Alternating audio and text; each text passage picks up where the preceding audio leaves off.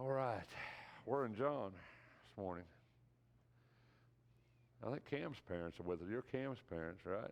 We love Cam. Yeah. So they've been a great team, them two. So it's been a blessing for us, I know.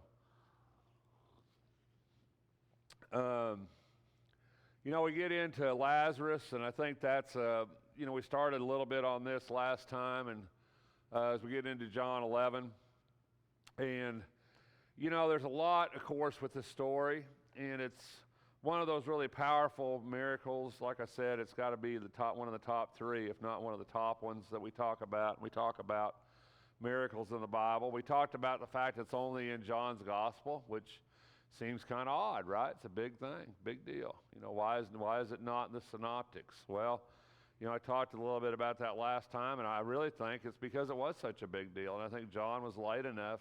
But John uses this, where you get into the synoptics, they really use the cleansing of the temple as the turning point. Jesus cleanses the temple, everybody turns against him. But of course, John, the cleansing of the temple is in the beginning of the gospel. So either John's really chronologically challenged or there's two cleansing of the temples. But either way, John doesn't use that cleansing of the temple to turn it. But this is where John turns. It's this chapter right here. This is where, the tide really turns against Jesus. They look to kill him. This is a big thing. This is an undeniable miracle. It's a powerful miracle. It's well known. It's well seen. And it's one of those things that it's going to really be the turning point. And we talked a little bit about the first part of this and how Jesus loved Martha and Mary and Lazarus. And it was more than a love that he loved them because he loves mankind. He loved them because he had a relationship with them. It's where he went. He stayed there. We know several times in the Bible where he stayed there, but I would venture to say there was probably a lot of times that Jesus probably stayed there. I think it was a place he went that he could, was welcome. Obviously, they cooked for him there. We get that, right? Obviously, he had meals there. They took care of him there. He taught there. It was somebody he had a relationship with, a personal relationship with, and he loved them. And so it's really works out. The whole story comes together. The idea of Lazarus dying, of Lazarus being, and him staying there. We talked a little bit about that last week. The idea of him staying, the idea that he didn't go right back, he didn't hurry back, and that really plays into this story, the time frame. Not just the fact that the Jews thought that the soul or the spirit left the body after 3 days, so 3 days was significant, but 3 days is significant for so many reasons in the Bible. Jonah was 3 days and 3 nights. Jesus says, I'll be 3 days and 3 nights. Lazarus was 3 days and 3 nights. So there's a lot in that idea, in that delay. It also has a lot to do with the faith of the people involved in this story. And it has a lot to do with our faith. How do we see God? How do we see God's power, God's divinity? What can God do? Well, we all say, well, God can do anything. And that's true. And I think on some level we believe that. I really do. But also I think we put limitations on God, what God can do, how God can do it. I know I do that. I think it's human. When I have a problem in my life, a lot of times instead of me just saying, God, take care of this problem, I give him a solution, I said, well, if you'll make this happen and this work out, it's all going to be fine. God really doesn't need Rex's solution to the problem, but I like to offer it anyway, because I think I have a plan, right? But my plan's not always God's plan. My time's not always God's time, and that's something we have to understand, and I think it's illustrated in the story very well. The idea of going back, and we talked a little bit about Thomas here last time, and the idea that, in this case, Thomas was wanting to go back, right? He was willing to go back, and I think it's a redemption for Thomas in this story. It's a redemption. So many times, and we talked about it last week, but So many times we see Thomas, and we always had the moniker with him, right? Doubting Thomas. It's one of those people in the Bible that has a moniker, right? Has a title. You know, Judas does too, right? Every time it's Judas, it's the one who would betray him, right? So we have these monikers with their names, and with Thomas, it's always doubting Thomas. That's how we perceive him. He's the one who doubted, yet we forget they all doubted. They all doubted, right? Without exception. And really, John didn't put Thomas's story about doubting in there to belittle Thomas or to say, well, you know, you shouldn't doubt. That wasn't why that's in there, not at all. We'll talk about why it's in there when we get there, but that's not why it's there. But that's the way we perceive it. But yet here Thomas is the one who's ready to go back and die, right? Thomas, who's called Didymus, said, let us also go so we may die with him. So we don't often think of that. Maybe we should call him Thomas the Brave, right? Instead of doubting Thomas. Maybe we should call him Thomas the Brave. So I think it's a little redemption in John's gospel maybe for Thomas, that here he was the guy. He was the stand-up guy this time. Now, he wasn't the stand. Now, it's funny, isn't it? Because there's a lot of times that Peter wasn't the stand-up guy. We don't ever call him denying Peter, do we? You know, it's just how we perceive, right? How we think of people. And sometimes I think maybe this was John's way of redeeming Thomas a little bit, giving him some character here that we don't often see. 4 days in the tomb here. You know, it's funny, we always wrestle over time in the Bible, wrestle over Jewish time in the Bible, and we all kind of know the arguments for that. But, so 3 days, right? 3 days, they said the soul stayed with the body, or that was what they thought, Jewish tradition. Soul stayed with the body for 3 days. So at this point, Jesus is delayed in coming back, and it's been 4 days. Bethany, of course, was near Jerusalem. It was near enough that Jesus used this, especially in the last week of his life. He went back and forth from Bethany to Jerusalem, from Mary and Martha to Jerusalem, because that's where he was staying. As he would travel back and forth, it was close to there. He could stay there. So it's not that far away. It's, of course, in Judea, which is where they're trying to stone him. They're after him, right? They're trying to stone him. Many of the Jews had come to console them, and I think that's something we don't talk about a lot, but that really speaks of their wealth. The idea that this many people came to mourn, it tells you they're fairly wealthy, a fairly wealthy family. Isn't it kind of interesting that we often talk about wealth in the Bible, and Jesus, of course, often speaks against wealth, or the misuse of it, the love of it, I guess we should say. But isn't it interesting that a lot of the people in Jesus' life were fairly wealthy? Is that not right? I mean, we kind of get that idea, right? A lot of the people in Jesus' life were fairly wealthy individuals. I think this is no exception. They had some means here. They definitely weren't destitute. They had their own place. They were able to provide for him. The indication here, the more that came to mourn, generally, the wealthier they were. So it kind of gives you an idea of wealth, that they would come to mourn his death. So there's some indication here that they had some means, they had some wealth. Of course, Joseph of Arimathea was extremely wealthy individual. We know that, who buried Jesus.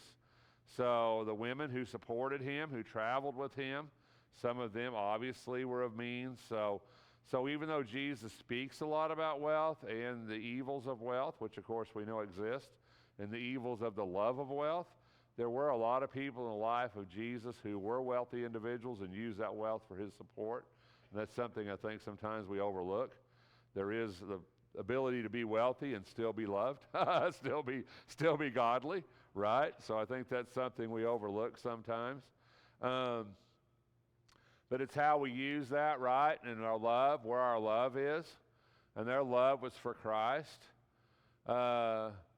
She went to meet him. It was Martha first who went to meet him. That seems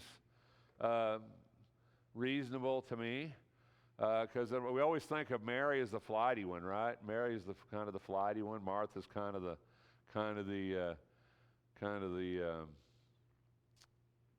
I don't know, words elude me. English is my first language, I promise. She's kind of the I don't know, give me a word. She's the dependable one, right? Huh? Yeah, motherly. Like she's the dependable one, right? You kind of get that idea from the story of Mary sitting at Jesus' feet and Martha saying, "Why doesn't she come help me?" Right? We always kind of get that idea that Mary was kind of the flighty one and Martha was the dependable, consistent one that could stay with the job. So it's Martha first, who goes to meet him, doesn't wait for him to get there, but she goes out, she goes to meet him. And I think her response is, and the responses we get here really play on faith. What kind of faith do you have, right? What kind of faith did they have? I mean, they knew Jesus. They listened to him. They knew about the miracles. Had to have, right? You think? Probably had miracles performed, maybe even in their house. I think that would be realistic as people followed Jesus. Probably saw some of the miracles performed, right? So,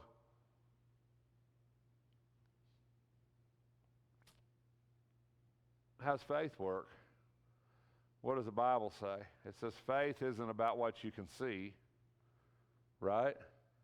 Faith isn't about what you can see. It's about what you can't see. Am I right? So, put yourself in their position for a minute. So they saw miracles. Maybe. Demons cast out. Right? Maybe lame healed. Maybe blind could see. Maybe. I don't know what they saw. I don't have a clue. Right? But they definitely have heard about it. Am I right? Raising of the dead, what about that one? Well, what about the widow's son? Yeah, right? So maybe, I think that word would get around about that, I think, right? I think the word would get around. Calming of the storm, right? Maybe. By now, that's happened. Most of these have happened. This is pretty late.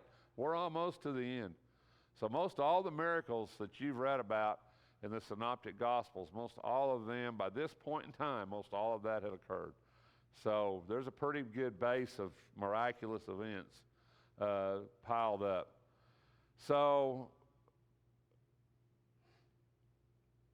okay. So if you're Mary and Martha, or you're anybody in that time, you know Jesus can heal people. You ought to have that. You've seen it, right? You've seen that. Maybe he could even raise the dead. You've heard about that. Maybe you haven't seen it. Maybe you've heard it, right? But this is different. Why is this so different? Huh? 4 days, right?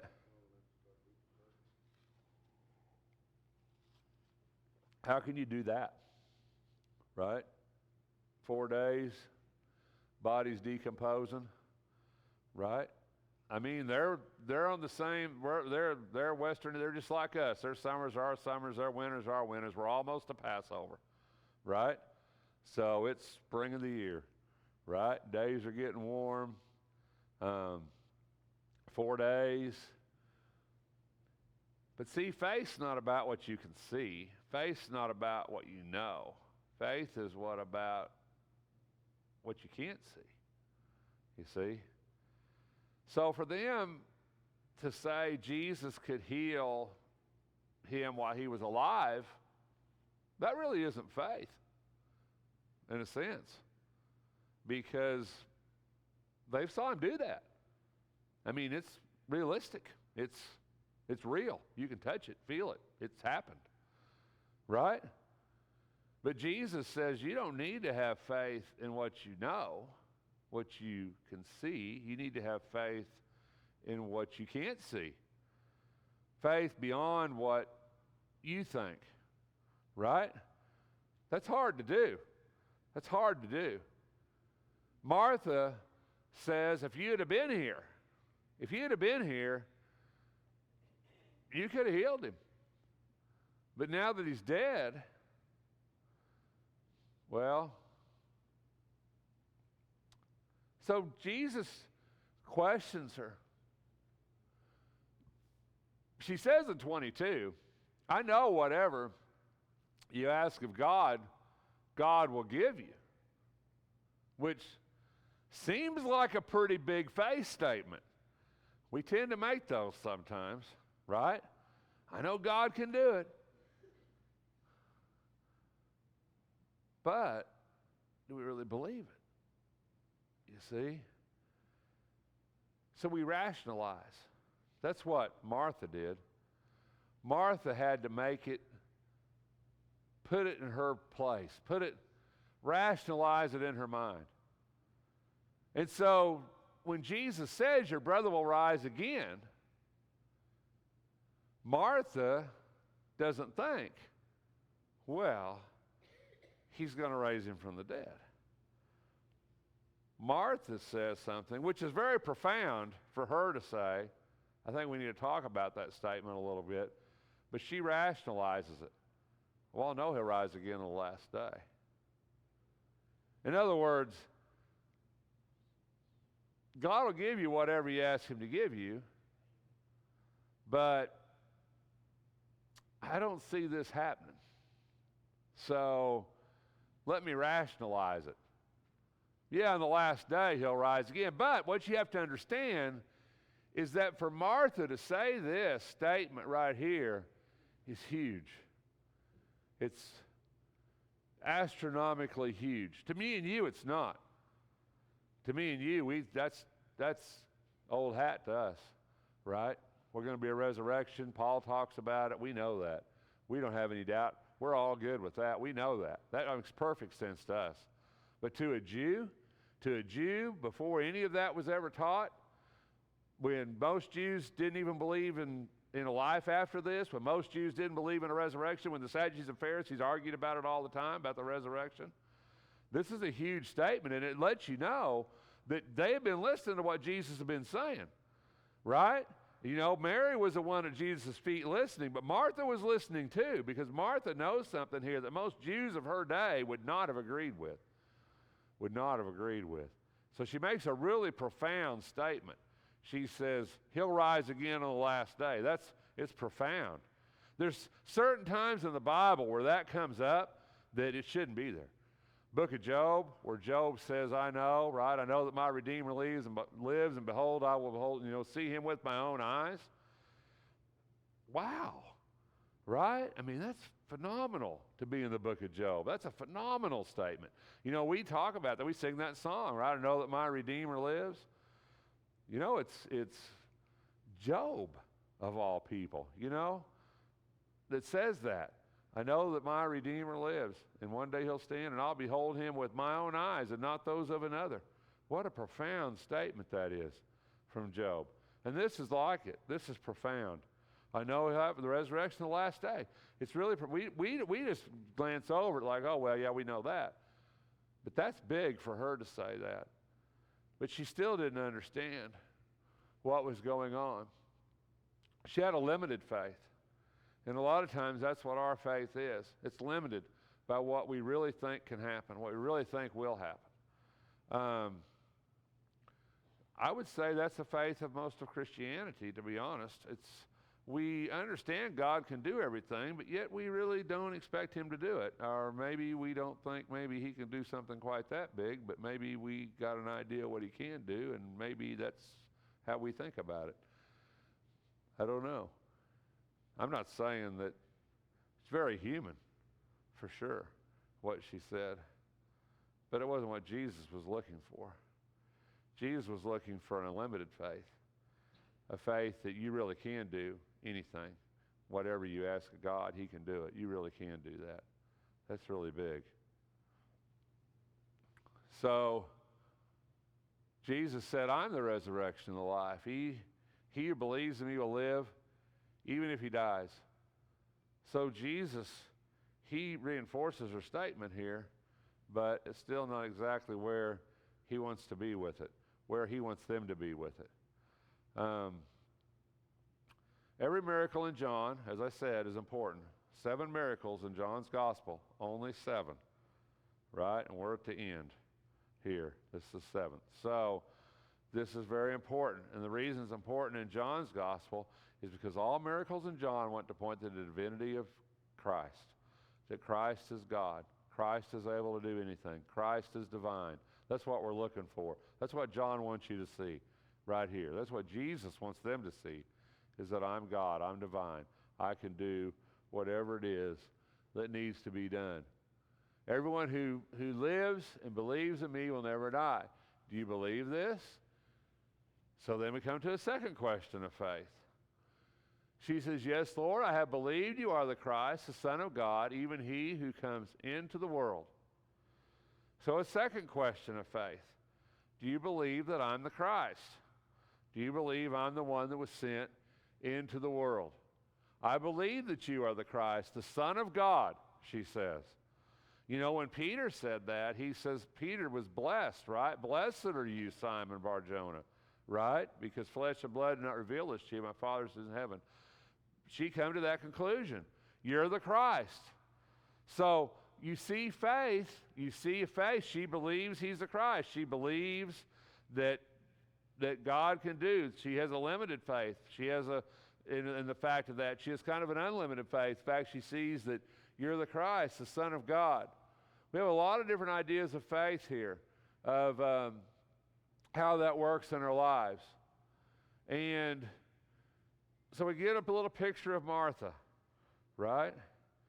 So are there any comments?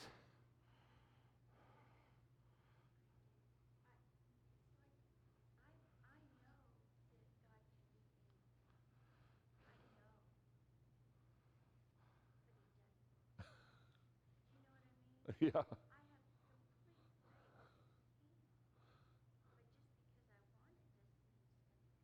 Right. Yeah, faith is a hard thing, to have complete faith that God can do something, and I do too. But yet, on the other hand, we know kind of how God operates today too, don't we, a little bit? It's kind of our experience with how God operates. Yeah.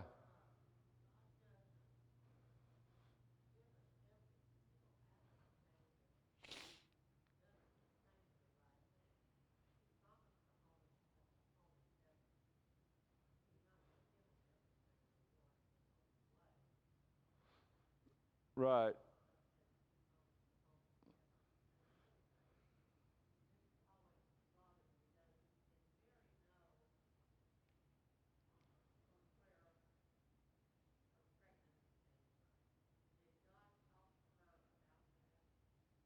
Well, yeah, he told her, the angel told her that she would have a child from God, you know.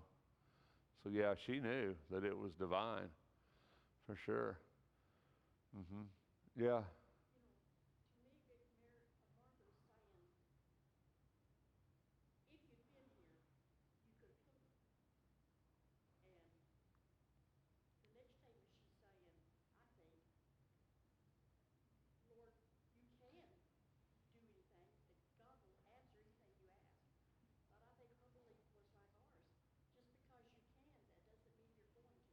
Right.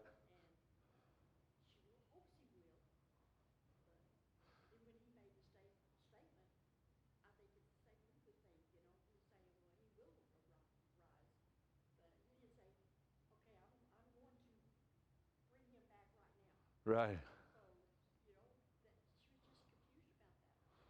Yeah, it's, you know, Lazarus was an exception, right? I mean, he wasn't the rule, right? I mean, that's not the rule. And I think we forget that sometimes when we talk about miracles and Jesus and healing, is that, you know, healings were the exception. They weren't the rule. I mean, there were a lot of sick people that never got healed, you know? There were a lot of lame people who never walked, and a lot of blind people who never seen, and a lot of dead people who never were raised. I mean, healing people, miracles were the exception. Even at the time of Jesus, it wasn't the rule. You know, the lame man at the pool of Bethesda, how many lame people were at the pool, right? And how many got healed, right? One. How many blind people were there in Jerusalem? How many were healed? Right? Not very many. Right? Miracles always had a purpose, a reason, and it's no different with this one. Right. So it's exception. Mm-hmm. Yeah.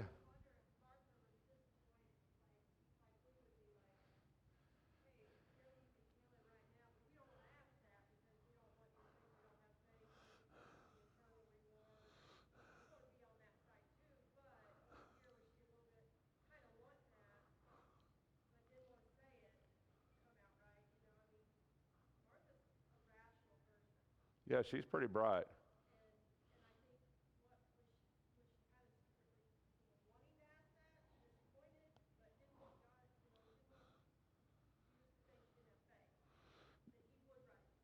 Yeah.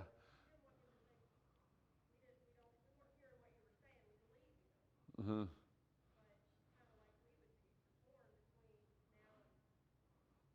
Right. Yeah, I think, she's really intelligent, there's no doubt. And she's trying to be as rational about it, maybe trying to tell Jesus what she thinks he wants to hear, right? I have faith in you, I have faith he'll rise on the last day. But maybe scared to ask the other question, right? That it wasn't long after this that Mary is going to come into this mix, right? She came to him, still not in the village yet. Saw that Mary quickly went out. They followed her. She was going to the tomb. Mary came where Jesus was. She saw him, fell at his feet. Lord, if you had been here, my brother would not have died. Exact same statement, 2 different times, right? Exact same statement. If you'd have been here, my brother wouldn't have died. When Jesus saw her weeping and the Jews weeping, he was deeply moved in spirit, was troubled. Where have you laid him? And they said, Lord, come and see. And then verse 35, shortest verse of the Bible, right? Jesus wept. There's always a lot of discussion here. Why did he weep, right? And, I think it's multiple reasons. I've come to the conclusion that there was multiple reasons he wept. I think he was sorrowful. I think he knew that Lazarus would be raised. I don't necessarily think he was sorrowful for Lazarus necessarily, but I think he did feel sorrow for their grief and their pain. I think he felt that, right? It says he was deeply moved. He was troubled, right? So, but the other thing, I really think he wept because he's at the end of his life. He knows that. They might not know that. He knows this is about it. This is about the end. And I think he's disappointed. I really do. I think he's disappointed that they still don't really get it, maybe. I've always kind of felt that. They just really don't get it, do they?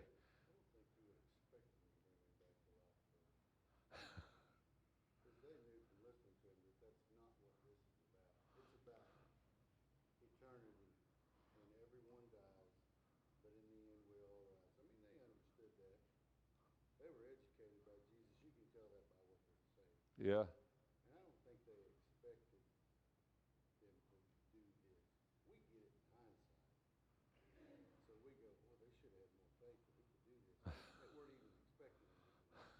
No, it's a big deal. This had never been done. Yeah, this had never been done. Yeah. Maybe. I'm not saying I'd have been any better. Don't get me wrong. I'm sure I wouldn't have been. I'm sure I would have been just like they were. I mean, I wouldn't have expected it. I mean, that's right. But this is definitely a divine moment. This is a divine moment. It's bigger than them, bigger than anything, really. The Jews were saying, see how I love them. But then there was the scoffers, right? Not this man who opened the eyes of the blind man. I always think it's fascinating with Christ. I think there was always 3 groups of people in any audience where Christ preached. I think there were the seekers, I think there were the getters, and I think there were the critics in every group. I think there were those who really legitimately wanted to hear what Jesus had to say. wanted to hear his words, wanted to hear what he had to teach. I think there were those there that just wanted what Jesus could give them. They wanted to be healed. They wanted to be fed. They wanted to be something. And I think there was always the ones there that just wanted to criticize him and find something wrong, right?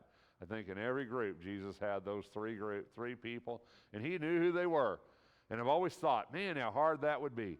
You know, I can't imagine trying to preach a sermon and know the thoughts of everybody in the auditorium, because a lot of you'd be fishing, and that would probably disturb me. But anyway, or bowling or whatever, mowing the grass. I don't know what you'd be doing in your head. I don't even want to know what you'd be doing in your head.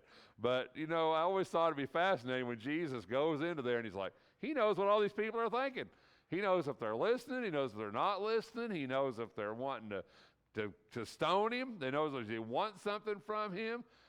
That would just be, I can't imagine that, trying to do that. That would just be, I've often thought of that. That would just be unbelievable to try to think and know what all them people are thinking. Because he said many times in the Bible, he says he knew what was in their heart, right? He knew what was in their heart.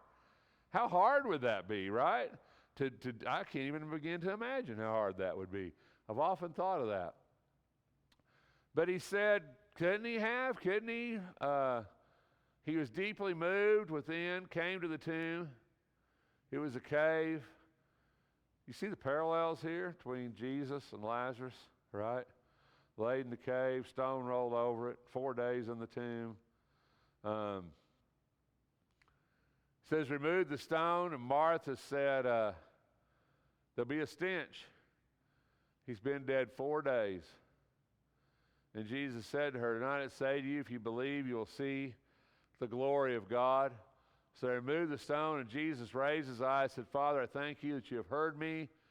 I know that you always hear me. I said it because the people standing around, so they may believe that you sent me. When he had said it, he cried without a loud voice, Lazarus, come forth. The man who had died came forth, bound hand and foot with wrappings, and his face was wrapped. And Jesus said, unbind him and let him go. Many of the Jews who came to Mary saw what he had done, believed in him. But not all of them. Miracles never really converted everybody. I don't know why. You think they would. You think that would be a big thing. But she didn't always happen. You know, this is a huge miracle. I mean, this guy comes out. You could see it. This guy comes out of the tomb. He's bound, right? This is huge. And, you know, but the truth is that this was a challenge. It's like was said, this is a show of divinity. Only God can do this. Nobody else. This has to be a God thing, I think. You know, I mean, how else could you explain it? There's no other way to explain it. And because of that, you would think people would just believe. People would just say, oh, well, it's got to be Jesus. That's got to be Jesus. But no, that's not how it is. It says, this man has performed many signs. If we let him go on like this, all men will believe in him. The Romans will come and take away our place and our nation. It's always Caiaphas that seems to have sense. They were more worried about their position than they were God. They're more worried about what they were than what God wanted them to do, as often man is. I don't know. It's a hard place when you get to this point. You think everybody would have believed. You think everybody would have been on board, but they definitely wanted what they wanted over God. And they knew now, one way or another, they had to do something. Like I said, this is the turning point in John's gospel right here. Something has to happen. Either everybody's going to believe in him, or we're going to have to do away with him. So a decision has to be made. So next Sunday morning, we'll talk about the decision. Thanks for your time.